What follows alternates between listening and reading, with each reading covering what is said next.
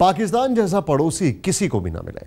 जब भी पाकिस्तान सरकार विश्व मंचों पर मुंह खोलती है तो अमन शब्द निकलता है, लेकिन सरहदों पर अमन कायम नहीं रहने देती। जम्मू सीमा पर पाकिस्तान की ओर से 31 दिसंबर से लगातार फायरिंग जारी है। सरहदी गांव के लोग मजबूर होकर एक बार फिर घर छोड़ कर जा रहे हैं।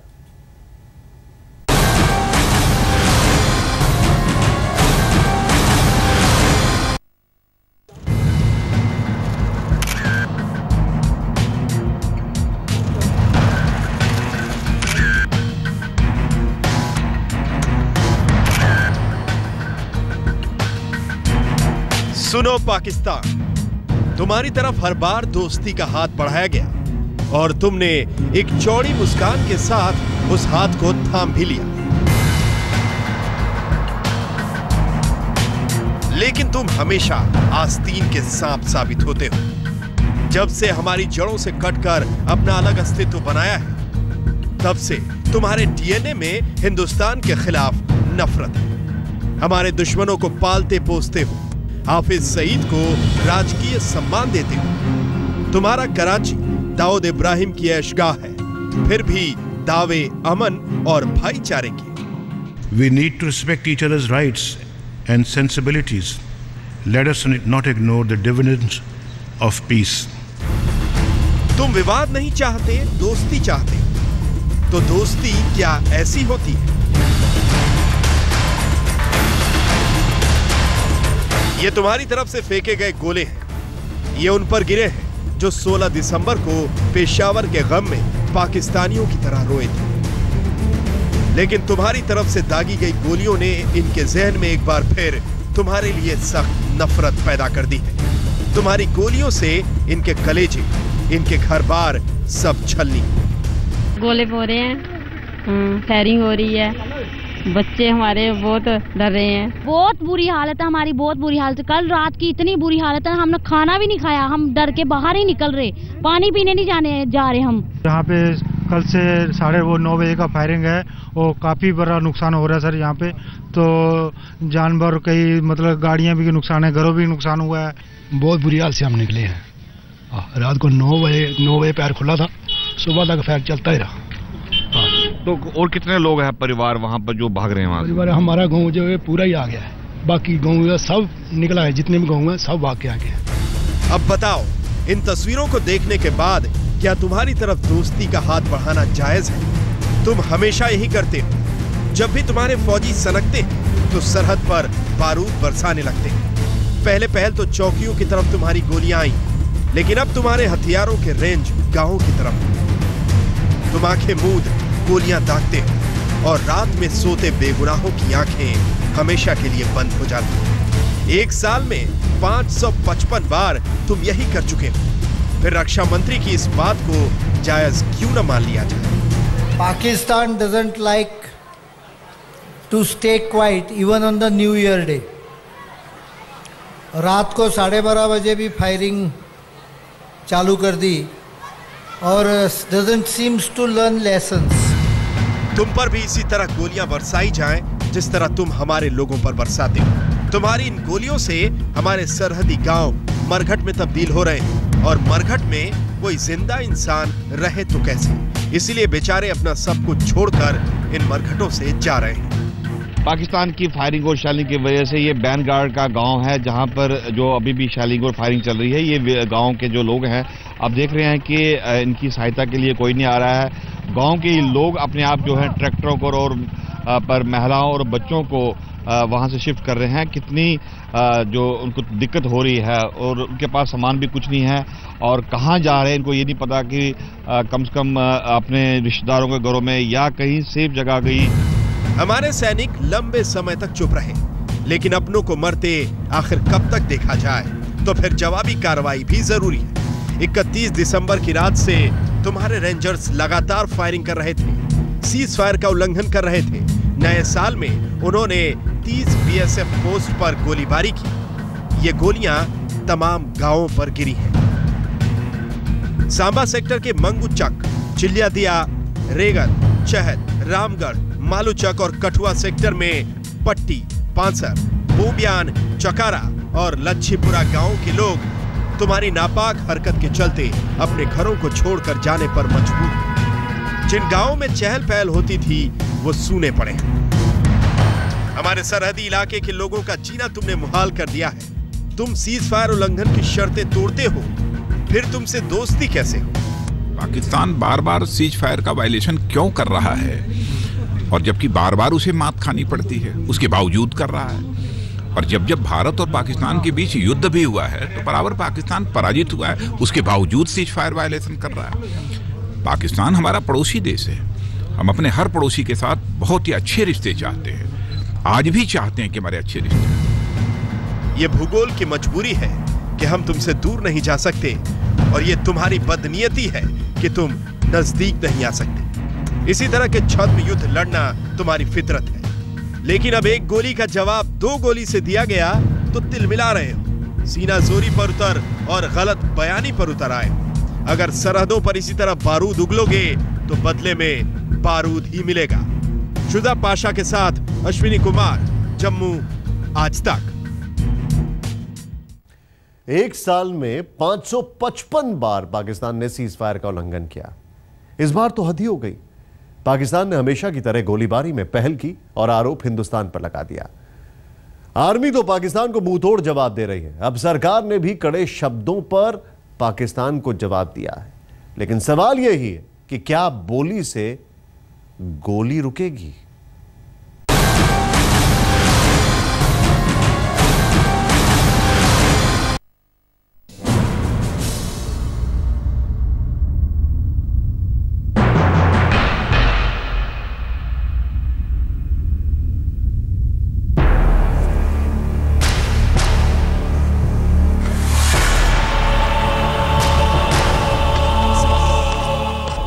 खुद आतंक की आग में झुलस रहा है पाकिस्तान।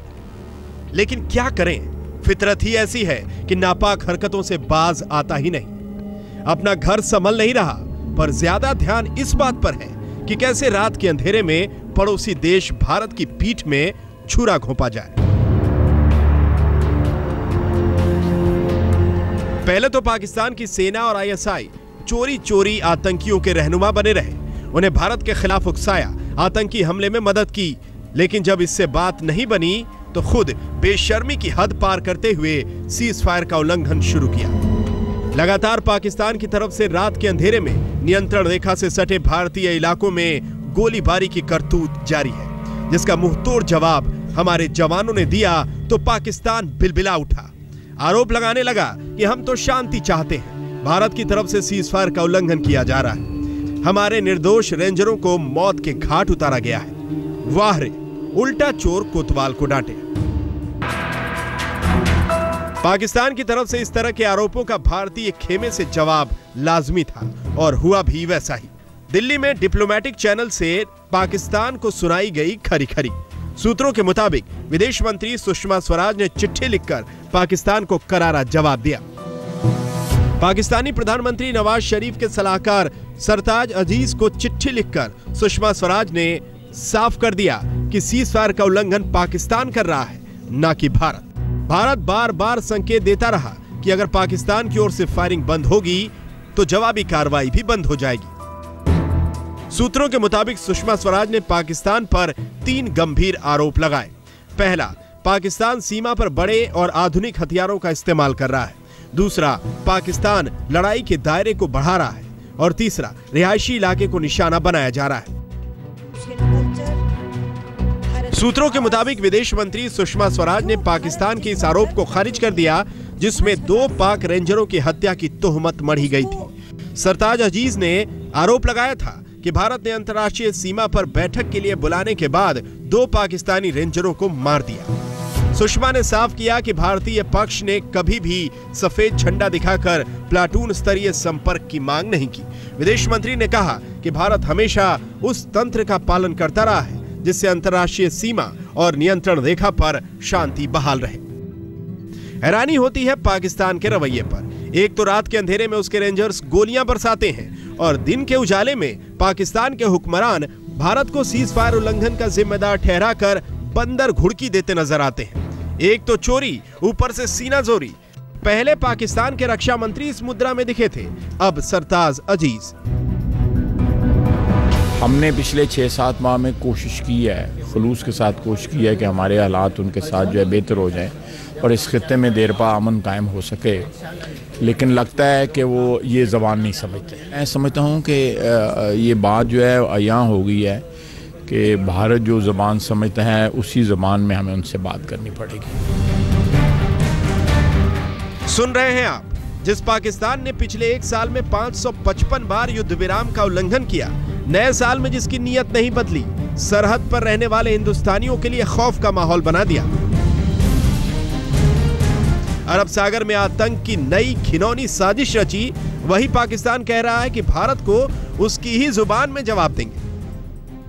आखिर कौन समझाए इस पाकिस्तान को कि आग का जो खेल उसने शुरू किया है वो उसके ही दामन को जलाकर खाक कर रहा है। जवाब पाकिस्तान क्या देगा? जवाब तो हिंदुस्तान की सेना दे रही है, जैसा जवाब जरूरी है। लेकिन फिर भी भारतीय सरकार यही संदेश देना चाहती है कि सीमा पर तनाव से पाकिस्तान का भला नहीं होगा। शांति के रास्ते पर चले और अपनी आवाम की तरक्की के बारे में सोचे। सीधी लड़ाई में 4 बार उसका क्या हश्र हुआ ये किसी से छिपा नहीं, मगर न जाने पाकिस्तान को कब अक्ल आएगी। शुजा पाशा के साथ अश्विनी कुमार, जम्मू, आज तक। पाकिस्तान अपनी बदहाली से परेशान नहीं है, बल्कि परेशान है तो हिंदुस्तान की खुशहाली से। रोज हिंदुस्तान को नुकसान पहुंचाने की साजिशें होती हैं। जो भी हमारे देश के दुश्मन हैं वो पाकिस्तान के दोस्त हैं। पाकिस्तान ने हाफिज सईद, दाऊद इब्राहिम को पनाह दे रखी। पीओके में लगातार आतंकवादियों के लिए ट्रेनिंग कैंप चलाए जा रहे हैं।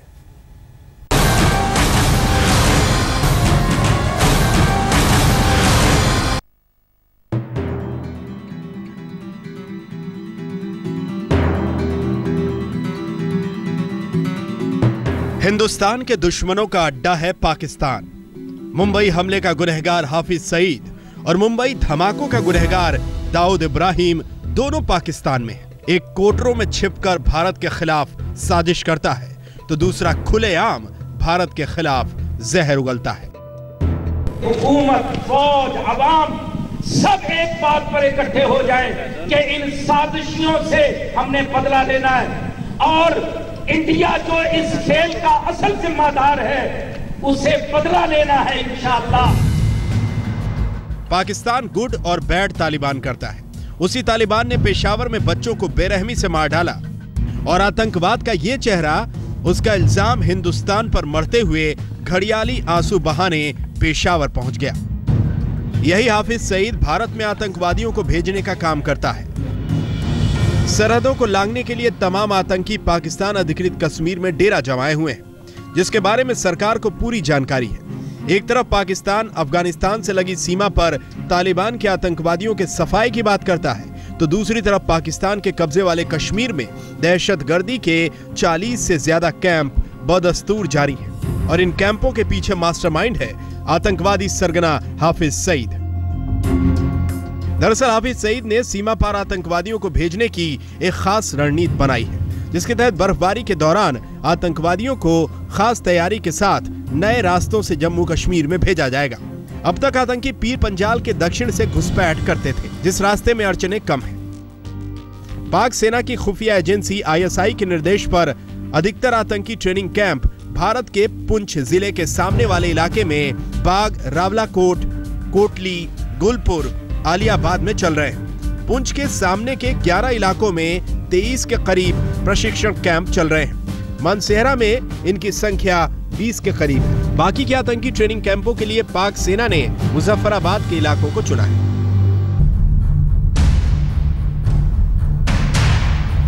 लेकिन सरहदों पर तैनात निगहबानों की आंखें लगातार निगरानी कर रही हैं। मचानों पर आधुनिक हथियारों के साथ जवान डटे हुए हैं ताकि दुश्मन अपने नापाक मंसूबे में कामयाब न होने पाए। उनके भेजे आतंकी हमारी सीमा में दाखिल न होने पाए, लेकिन पाकिस्तान बार बार सीज फायर तोड़कर आतंकियों की घुसपैठ कराने में लगा हुआ है। आज तक के पास आई इन तस्वीरों से पाकिस्तान बेनकाब हो चुका है। पाकिस्तान के नापाक इरादे साफ नजर आते हैं। पहले तो पाकिस्तान कहता है कि भारत शांति नहीं चाहता, पर क्या ये पहल है पाकिस्तान की तरफ से पहले तो गोलाबारी करना और फिर इस तरह से इन्फिल्ट्रेशन करना। कैमरा पर्सन आलोक दास के साथ कमलजीत संधू, दिल्ली, आज तक।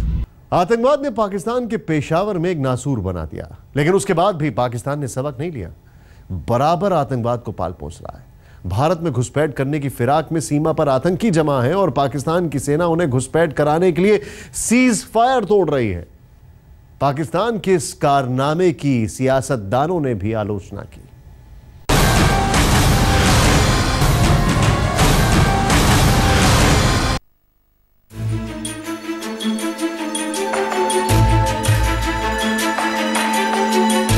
पाकिस्तान दावे अमन के भले करे, लेकिन उसकी बंदूकों का मुंह कभी बंद नहीं होता। गोलीबारी का असर बॉर्डर से लगे गांवों तक ही नहीं बल्कि देश की सियासत तक भी पहुंचा। पाकिस्तानी सरकार सेना के इतने दबाव में है कि उलट पुलट बयानबाजी पर उतर आई है। पहले पाकिस्तान की सेना ने बॉर्डर पर गोलीबारी की, फिर सरकार की तरफ से आरोप लगा कि भारत ने शुरुआत की। लेकिन सब जानते हैं कि झूठा और फरेबी कौन है। पाकिस्तान ने अपनी बर्बादी का इंतजाम खुद ही कर लिया है। पेशावर बाल संघार पाकिस्तान के गुट तालिबान ने अंजाम दिया था। अब उसी आतंकवाद को बचाने के लिए पाक उलट पलट बयान दे रहा है। यही आतंकवाद और पाक का अंधापन किसी दिन उसके लिए बड़ी मुसीबत बनेगा। आज तक ब्यूरो। विशेष में बस इतना ही। देश और विदेश की बाकी खबरों के लिए आप देखते रहिए आज तक।